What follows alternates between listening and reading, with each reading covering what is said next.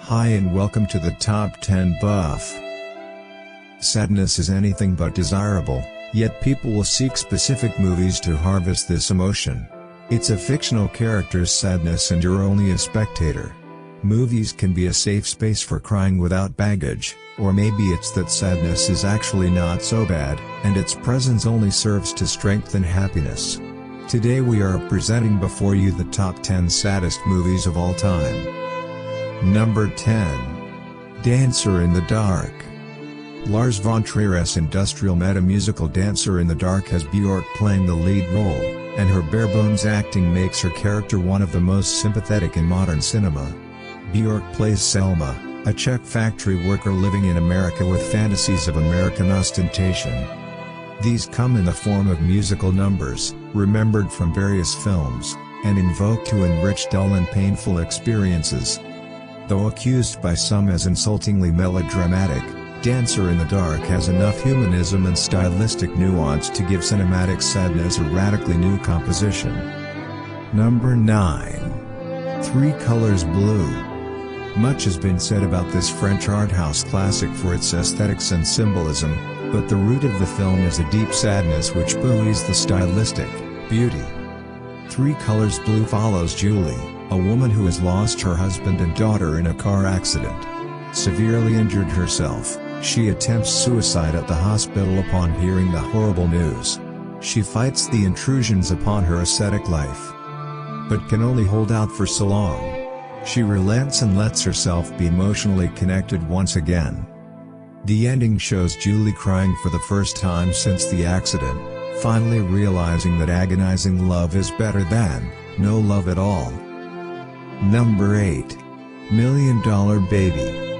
This Clint Eastwood-directed drama tells the story of an underdog female boxer Maggie, played by Hilary Swank, who seeks the tutelage of Frankie Prime Trainer, played by Eastwood himself.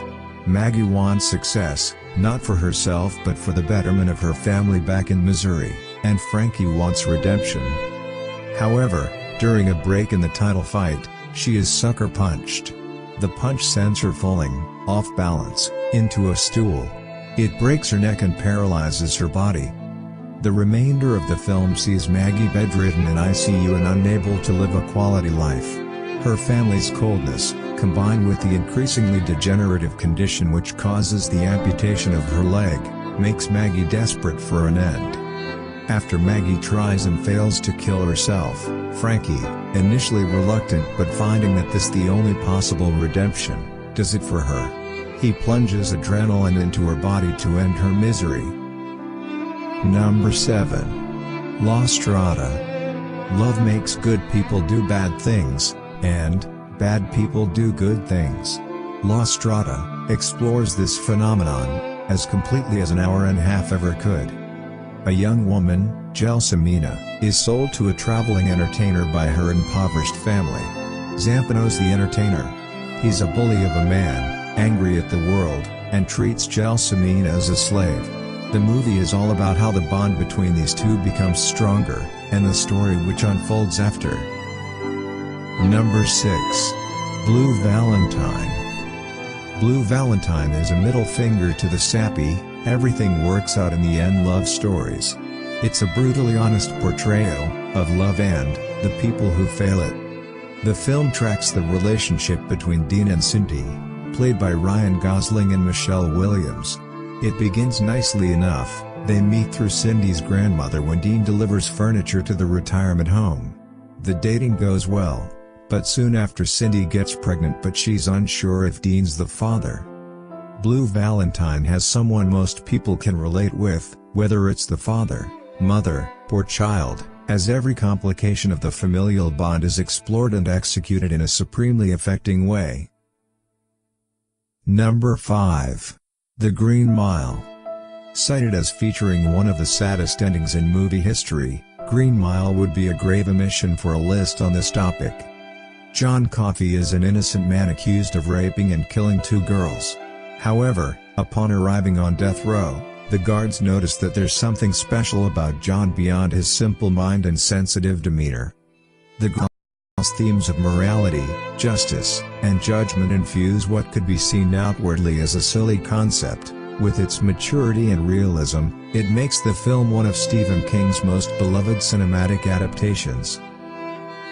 Number 4. Sancho the Bailiff. Sancho the Bailiff tells the story of a highborn family, sold into slavery during Japan's Heian period, known for both its beautiful art and its widespread barbarity. This is not only one of the greatest film of Mizoguchi, but also tell us a very important precept which is almost forgotten. Without mercy, a man is not a human being. Be hard on yourself, but merciful to others. Sancho the Bailiff was voted for #1 film of the year, beating so many great films like La Dolce Vita and Psycho. Number 3. Schindler's List. Schindler's List is the first film to be mentioned when this list was broached. This film is about redemption, and was beautifully photographed in black and white by Janusz Kaminski. At the helm is none other than Steven Spielberg, who brilliantly called non-pretentious shots, and brought back to life a time and period most want to forget, but shouldn't. Universally decided as the saddest moment of the film, Schindler, while standing with his Jews who were about to be liberated, laments the fact he didn't save more. Number 2. Grave of the Fireflies. It's a joyless movie that could be considered irredeemable if it weren't so brilliant. The film concerns a brother and sister who are left to fend for themselves after American firebombs destroy their city. Their mother dies during the bombing, so they're forced to seek refuge with their aunt. Based on a true story, which is powerful enough, the decision to animate the film truly elevates it to a higher level. This would have been a powerful enough live-action drama, along the lines of Spielberg's Empire of the Sun, or even Schindler's List. However, the studio have brought an extraordinary amount of life to all the characters, especially the young siblings. Number 1. Dear Zachary, a letter to a son about his father. A lot of hype has been leveled on this film, for its apparently unprecedented sadness, and incredible plot twist. Dear Zachary is our pick as the saddest film ever made. It's a true story, begun as a video scrapbook, made to chronicle the life of the deceased best friend of the filmmaker, for the sake of the friend's unborn son. Though you may find yourself crying at many moments in the movie, and possibly many moments after, the plot bombshell is what sets Dear Zachary apart from any movie that dares to call itself a drama. That concludes our list of the saddest movies of all time. If you liked the video, please do hit the like button, and subscribe for more updates.